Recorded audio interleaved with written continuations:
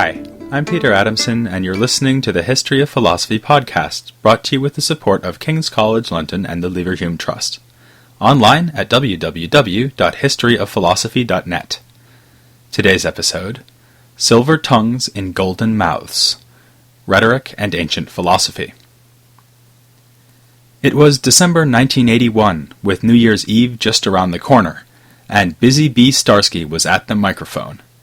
He was enthusiastically laying down some rather simplistic rhymes over a beat. His main theme was that everyone should party. Then, fellow hip-hop performer Kool Moe Dee leapt onto the stage. Kool Moe Dee proceeded to demolish poor Busy B with a torrent of rhyming improvised invective, accusing him of lacking lyrical imagination, of stealing rhymes from other rappers, and of generally being really lame.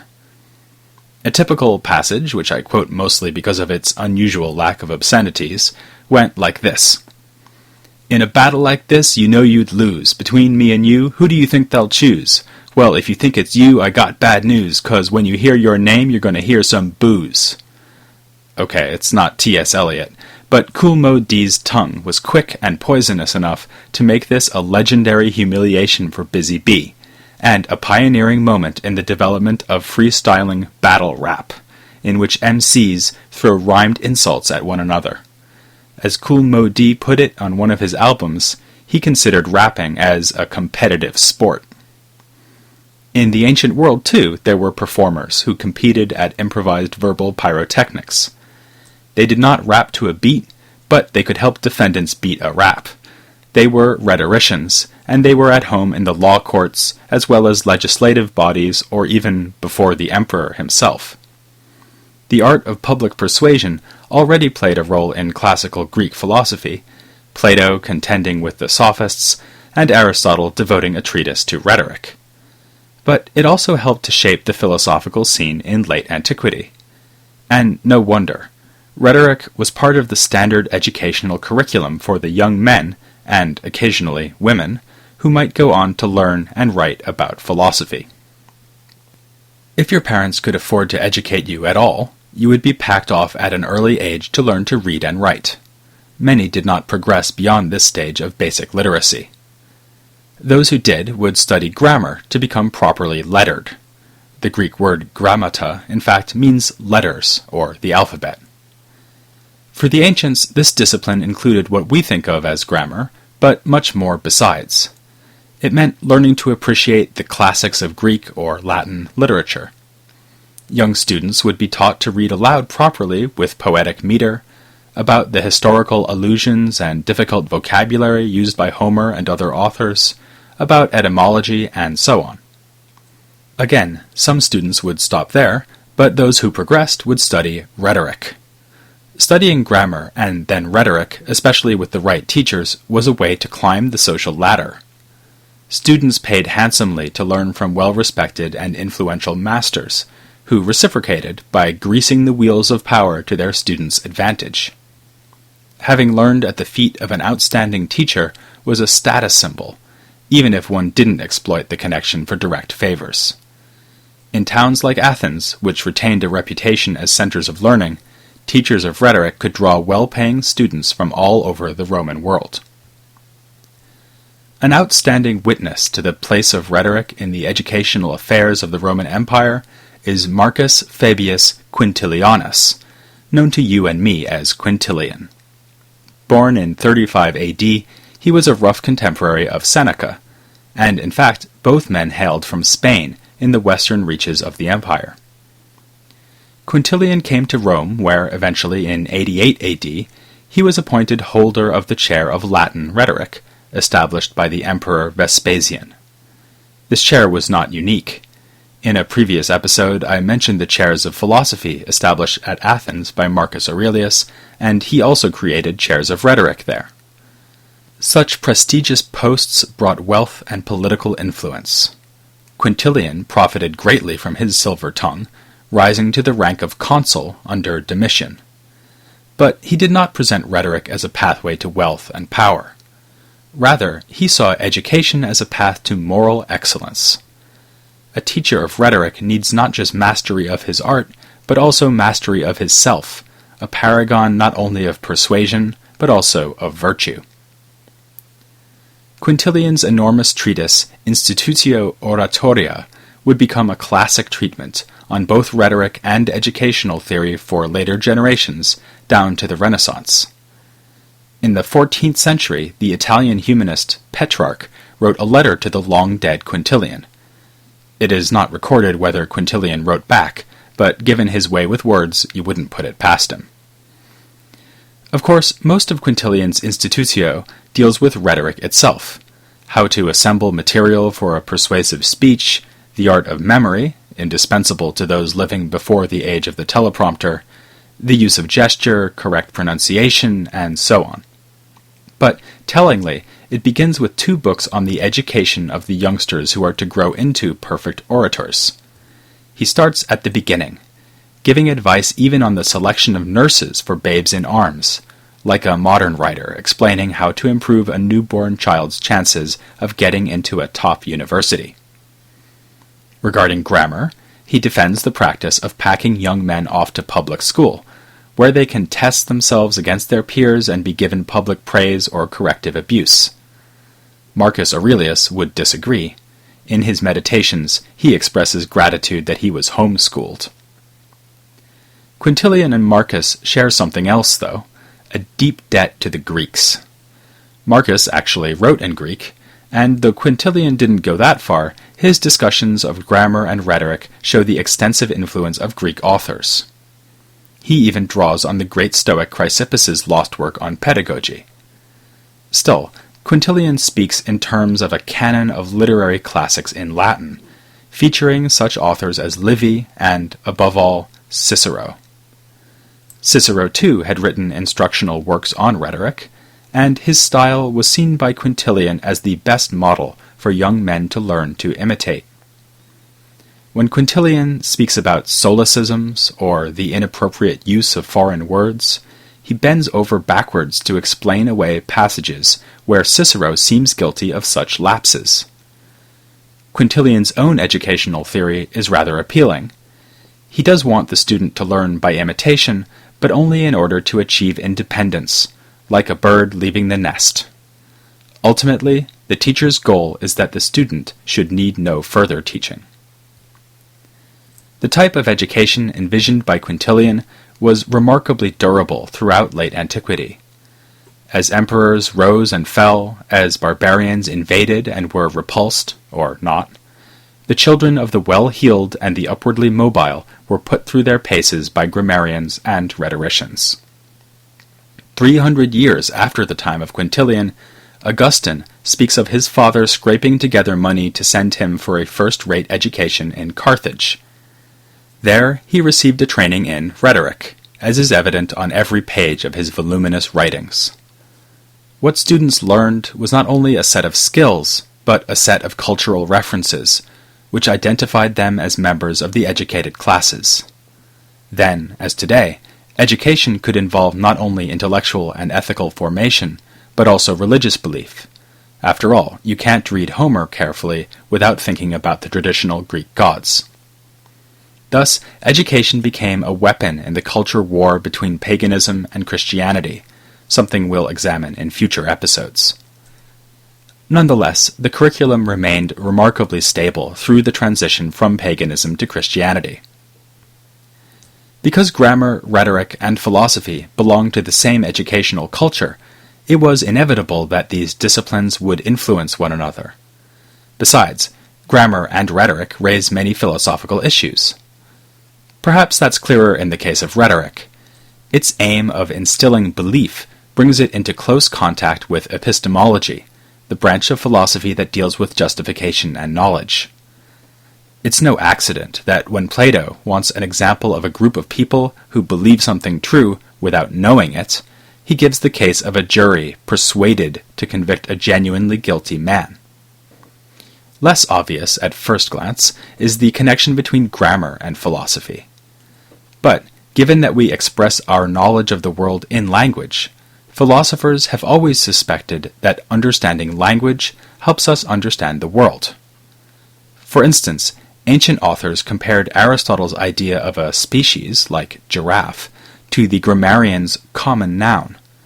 By this they meant a name that was shared by many things, in contrast to a proper noun, like Hiawatha or Socrates. This topic of the parts of speech turns out to be an unexpectedly rich source of connections between ancient grammar, rhetoric, and philosophy. The ancient grammarians recognized numerous parts of speech. A typical list includes noun, verb, pronoun, adverb, preposition, conjunction, and article. That was problematic for philosophers, and especially for Platonists. Their man Plato had, in the Sophist, given a theory of language that recognized only two parts of speech, noun and verb. In the 2nd century, we find Plutarch defending this on the basis that these are the only indispensable parts. The rest are just for stylistic variety, like seasoning on our food, as he puts it. Centuries later, the Christian philosopher and translator Boethius is still fighting what seems to us a losing battle, trying to show that all the other parts of speech are somehow improper parts or can be reduced to noun and verb. It's interesting that even the more expansive list of the grammarians didn't include adjectives. The ancients needed some time to wrap their mind around the idea of an adjective. Even once the category was identified, the adjective was understood as a noun that needs another noun to complete it. This shows that their idea of a noun was rather different from ours. The relevant Greek word onoma can mean name as well as noun, and it is natural to think of a word like white as the name of, say, the color of a piece of paper. Again, philosophical issues are looming. Aristotle uses this very example to illustrate his idea of an accidental feature that subsists in a substance. But rhetoric, too, influenced the theory of adjectives.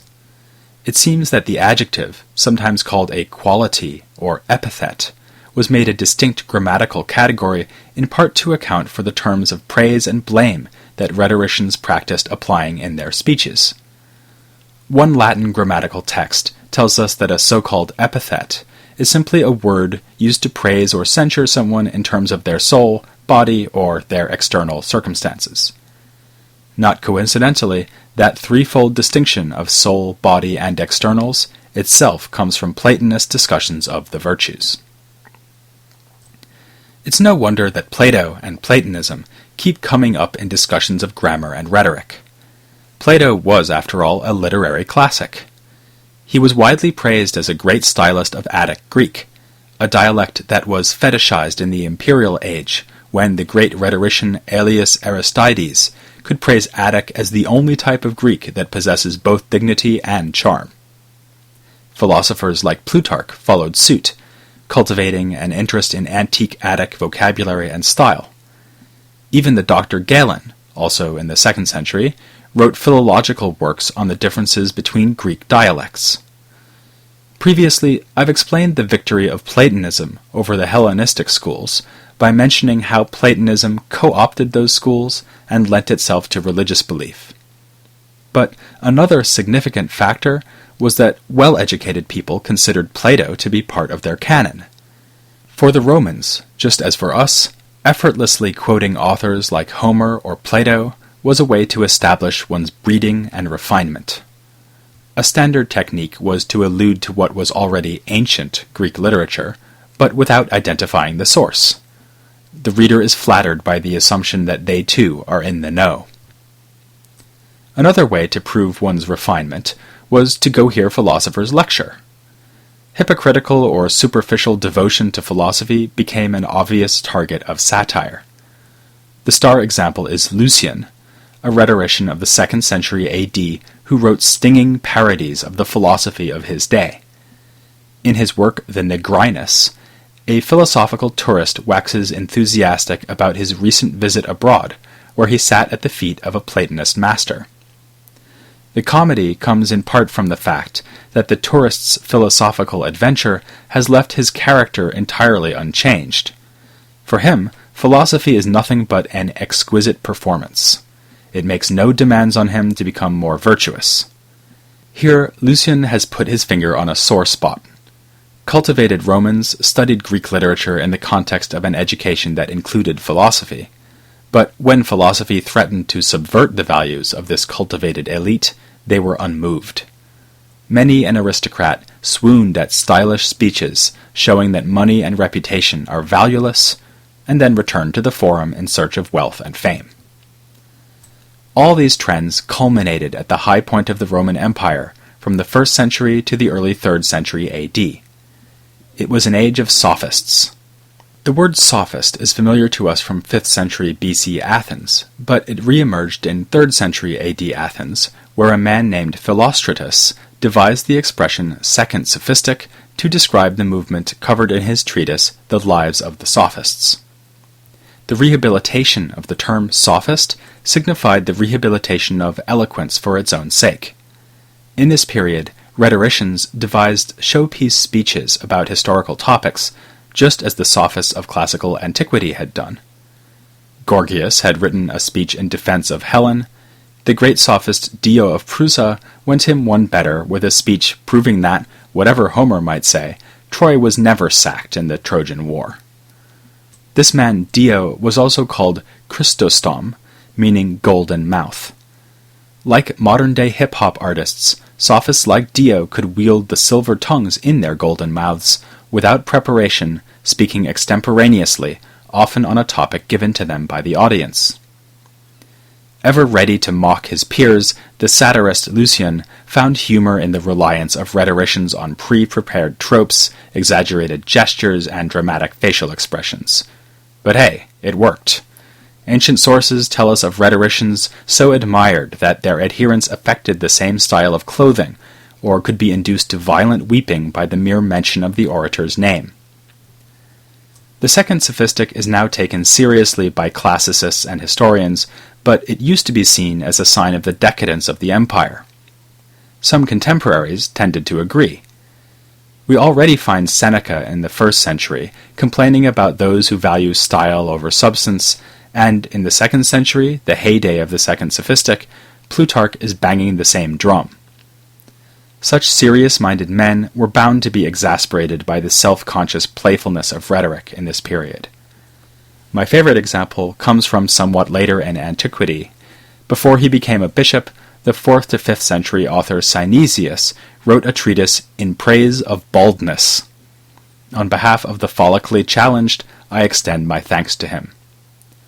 Nor was philosophy immune to the witty use of eloquence and self-aware appropriation.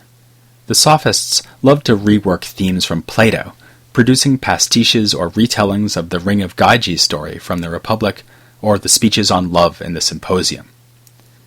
But for a true fusion of philosophy and rhetoric, we need to turn to a man who lived in the 4th century after the time of the second sophistic, Themistius. Like Quintilian, he rose to eminence thanks to his gift of gab. 18 surviving speeches document his relations with a series of emperors. Some speeches were declaimed to the emperors in person, others were written when he served as an emissary. Despite being a pagan, Themistius received his first imperial patronage under the Christian Constantius II, and he showed nimble political skills as well as a nimble tongue to retain an influential position under subsequent emperors, ultimately entering the Senate and helping to decide who else would be allowed to sit in this august, albeit now largely powerless, body. Ironically, the stridently pagan and philosophically minded Emperor Julian was more cool towards Themistius, perhaps because he did not share the Christian emperor's need for a pagan court philosopher to demonstrate ecumenical and intellectual broad-mindedness. Themistius in any case often argued for peaceful coexistence between pagans and Christians, something certainly not on the cards under Julian. In his speeches, Themistius drew on sophists and rhetoricians like Dio of the Golden Mouth and Aelius Aristides, but he also emphasized his philosophical credentials, pointedly wearing the simple cloak of a philosopher at court, and presenting himself as a man bound to tell truth to power, since philosophers always tell the truth, honest. The credentials were genuine. He wrote numerous commentaries on the works of Aristotle, though actually commentaries is perhaps too grand a word. They are more like running paraphrases. easier and clearer versions of difficult Aristotelian texts. Meanwhile, Themistius quietly indicated points of harmony between Aristotle and Plato. In this, he was typical of the philosophy of his age, when Neoplatonism was already harmonizing the thought of these two giants. But his overall philosophical outlook was closer to that of the great peripatetic commentator Alexander of Aphrodisias than to that of later Neoplatonist commentators. Yet Themistius sometimes disagreed with Alexander's interpretations. The best example is his treatment of Aristotle's remarks on the intellect. Themistius especially wanted to sort out one of the most contentious and tantalizing passages in all of Aristotle, the 5th chapter of the 3rd book of On the Soul. In the previous chapter, Aristotle has explained that the human intellect is a kind of potentiality for receiving intelligible forms, just as eyesight is a potentiality for receiving visual forms.